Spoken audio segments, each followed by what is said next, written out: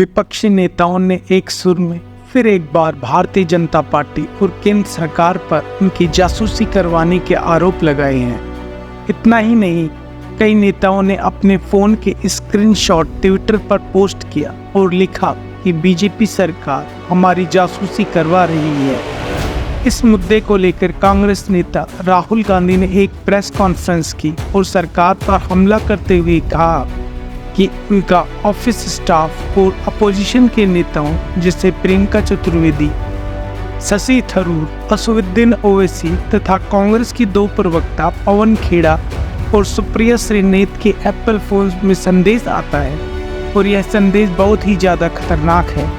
यह संदेश यह है कि सरकार समर्थित एजेंसी आपके फ़ोन पर हमला कर रही है, आपके फ़ोन में घुसने की कोशिश कर रही है, आपके फ़ोन को हैक करने की कोशिश कर रही है। सुनिए राहुल गांधी क्या कहते हैं। एक पता नहीं आपने सुनी है या नहीं, एक पुरानी कहानी है। पहले टाइम, बहुत सालों पहले हिंदुस्तान में एक राजा हुआ करता था।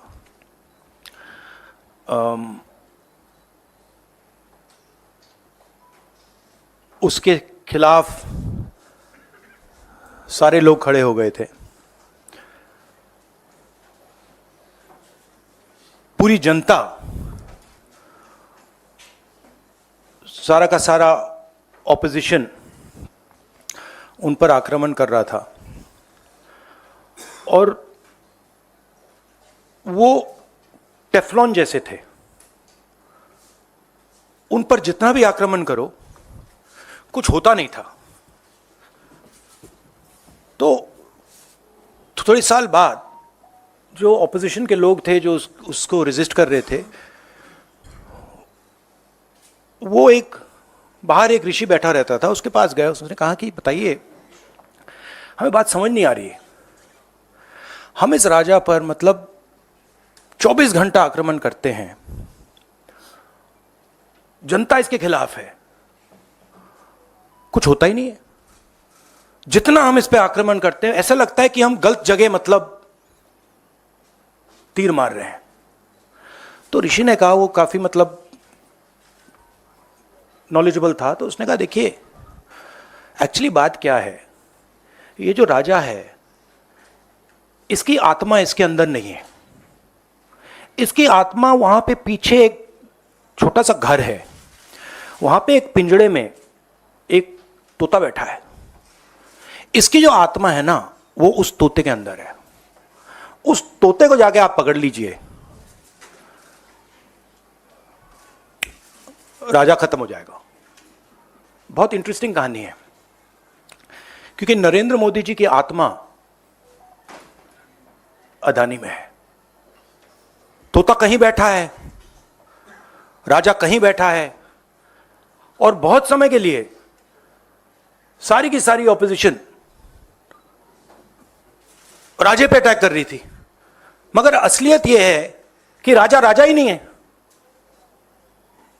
पावर किसी और के हाथ में है, अदानी जी के हाथ में है। जैसे ही हम अदानी जी को टच करते हैं,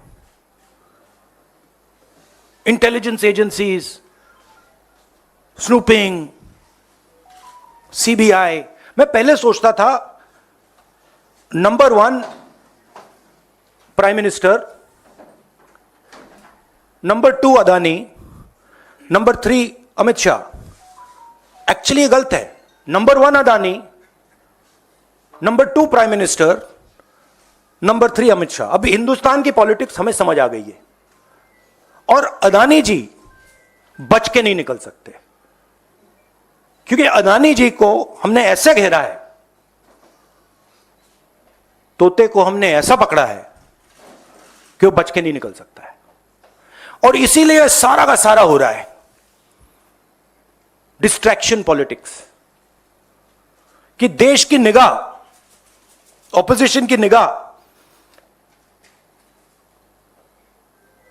पिंजरे में बैठा हुआ तोते की ओर ना चले जाए। तो हमें काफी क्लैरिटी है। आप देखिए, पूरे ऑपोजिशन के खिलाफ यहां पे एप्पल का नोटिस आता है। मैंने इसको थोड़ा आपके लिए बड़ा करके दिखाया है, देखिए अच्छी तरह देखिए, ये तोते का काम है, राइट। इसमें लिखा है Apple believes you are being targeted by state sponsored attackers who are trying to remotely compromise the iPhone associated with your Apple ID. अब ये मेरे ऑफिस में सब लोगों को मिला है, वेणुगोपाल जी को मिला है, कांग्रेस पार्टी में लिस्ट बनी हुई है, पवन खेड़ा, सुप्रिया, सीताराम येचुरी, अखिलेश यादव, प्रियंका चतुर्वेदी, महुआ मोइत्रा, राघव चड्ढा, टीएस सिंहदेव, लिस्ट है। और ये सारे के सारे किसी ना किसी तरीके से इस मामले में इन्वॉल्व है। और देश के युवाओं को मैं समझाना चाहता हूं, बताना चाहता हूं यहां हो क्या रहा है।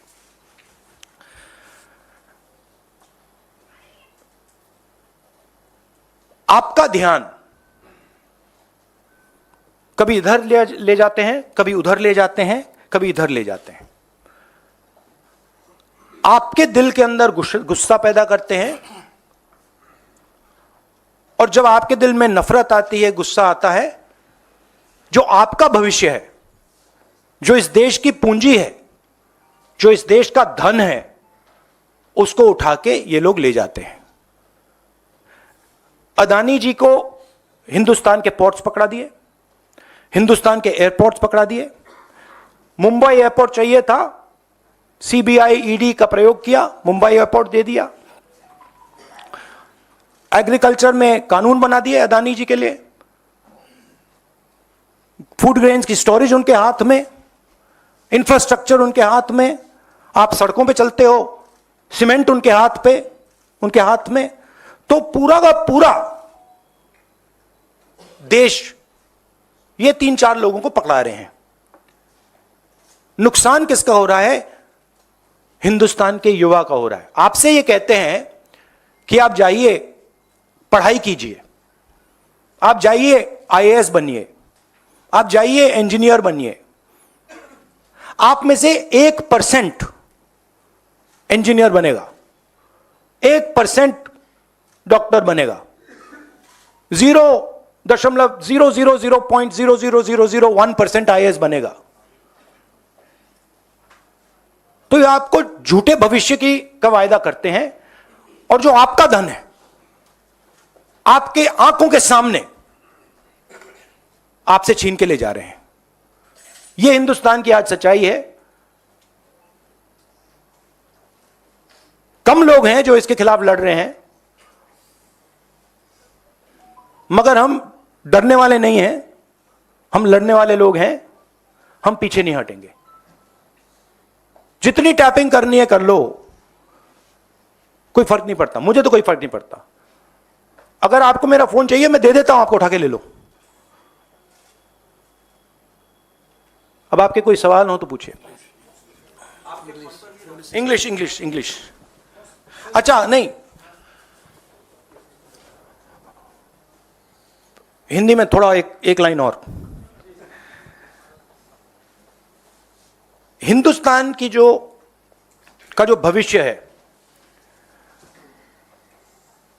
उसके लिए सबसे जरूरी चीज न्याय है। अगर इस देश में, इस देश की जनता को, इस देश के युवाओं को न्याय ना मिले तो यह देश आगे नहीं बढ़ सकता है। और मैंने बहुत बार बोला है और मैं बोलता रहूंगा, और हम ये काम करके दिखा देंगे कि कास्ट सेंसस के बिना इस देश के युवाओं को न्याय नहीं मिल सकता। और ये पूरा का पूरा डिस्ट्रैक्शन जो हो रहा है, जब अदानी जी पैसा चोरी करते हैं, किससे चोरी करते हैं? देश की आम युवा से चोरी करते हैं, पिछड़ों से चोरी करते हैं, दलितों से चोरी करते हैं, आदिवासियों से चोरी करते हैं। जब अदानी जी कोयले में ऑस्ट्रेलिया में जब नाव चलती है, यहां आती है, जब वो ओवर इनवॉइसिंग करते हैं, तो अदानी जी किसकी जेब से चोरी कर रहे हैं पैसा? जो आप बिजली खरीदते हो उसमें अदानी टैक्स है, ट्रेन में आप जाते हो उसमें अदानी टैक्स है, फ्रेट घूमता है उस पर अदानी टैक्स है। टैक्स किससे, कहां से आ रहा है?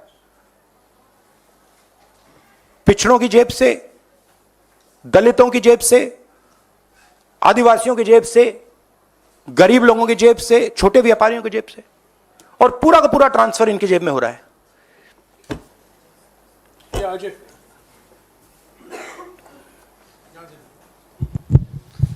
राहुल जी, अब आपको राजा के तोते का भी पता चल गया है और आप पिछले कुछ सालों से लगातार अडानी के मुद्दे को उठा रहे हैं। आपको लगता है कि ये जो लड़ाई है अडानी, आप लगातार कहते हैं कि आपको अडानी से प्रॉब्लम नहीं है, मोनोपोलिज्म से प्रॉब्लम है। ये जो लड़ाई है, ये लड़ाई सिर्फ आप जिस तरह से आगे लेके जा रहे हैं, आपको लगता है कि मोदी सरकार से लड़ने के साथ साथ एक अपोजिशन के अंदर भी जो एक यूनानिमिटी आपको बनानी होगी कि एंटी अडानी या मोनोपोलिज्म ऑफ अडानी, वो भी एक बहुत बड़ी लड़ाई है जो आपको आगे लड़नी है? हाँ, सही बात है, बट देखिए, जिस लेवल का मोनोपोलाइजेशन हो रहा है, ठीक है, उससे सारे लोगों पर असर पड़ रहा है। आप झिझक झिझक के क्वेश्चन पूछ रहे हो, जनरली आप नहीं, बट जनरली जो आप थोड़ा घबरा के क्वेश्चंस पूछते हो, उसी मोनोपोली का असर है। ठीक है, कोई गैस सिलेंडर 1000 रुपए का दे रहा है, उसका लिंकेज है कोयले से, उसका भी कारण मोनोपोली अदानी। एयरपोर्ट में अदानी, माल अंदर आता है हिंदुस्तान में अदानी। तो मोनोपोली का इफेक्ट सिर्फ पॉलिटिकल लोगों को नहीं हो रहा है। हिंदुस्तान दो भागों में बट रहा है, एक प्रो मोनोपोली, एक एंटी मोनोपोली। जो अदानी जी के खिलाफ बिजनेस वाले लोग हैं, वो भी इस बात को समझ रहे हैं, दे आर एंटी मोनोपोली। तो देश दो पार्ट्स में डिवाइड हो रहा है, pro monopoly, pro Adani control, and anti monopoly, pro people control. ठीक है, उसमें जनरली जो ऑपोजिशन की पोजीशन है, ब्रॉड जो पोजीशन है, वो एंटी मोनोपोली कंट्रोल है। राहुल जी नमस्कार। हाँ, आवाज सिर्फ राहुल गांधी की सुनाई देती है। अपोजिशन मैं इसलिए बोला कि यूनानिमिटी और वो भी एक प्रेशर है जहां पे आपको काम करने की जरूरत है। ये मेरा सवाल था, क्योंकि आपके अलावा किसी दूसरे की आवाज नहीं। सवाल वो तो नहीं, वो तो है, दूसरों की आवाज है। इट इज नॉट दैट दूसरों की आवाज नहीं है। आप लोग थोड़ा ज्यादा मेरे ऊपर फोकस कर जाते हो। राहुल जी नमस्कार। एक मिनट प्लीज। राहुल जी नमस्कार। नहीं, मैं अकेला नहीं हूं। ये एक कॉन्सेप्ट है, एक आइडिया है, हिंदुस्तान का एक आइडिया है। मैं अकेला नहीं हूं, करोड़ों लोग खड़े हैं मेरे साथ। वो अलग बात है कि उनके हाथों में लाखों करोड़ रुपए नहीं है, मगर वो सब खड़े हुए हैं, सबको दिख रहा है, सबको दिख रहा है देश में क्या हो रहा है।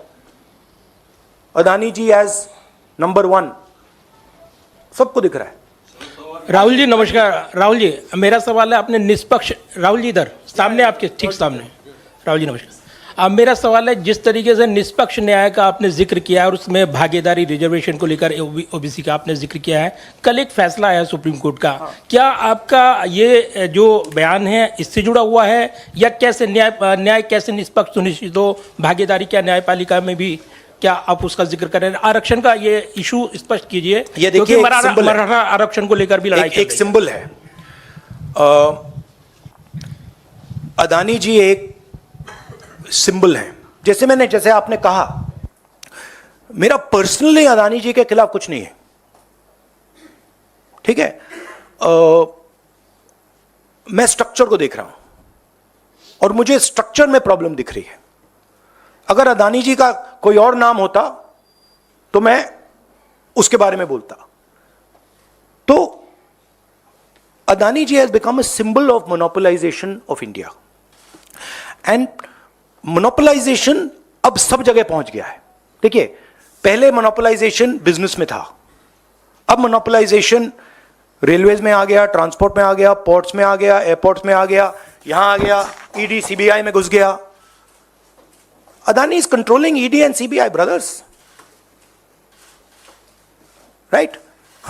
Bombay airport, he got Bombay airport by controlling CBI and ED, so he's controlling the country. So that is my problem, number one. अब मेन बात क्या है कि number one Adani monopoly, number two monopoly जो देश के पिछड़े लोग हैं, दलित लोग हैं, आदिवासी लोग हैं, उनका सरकार को चलाने में उनका रोल ही नहीं है।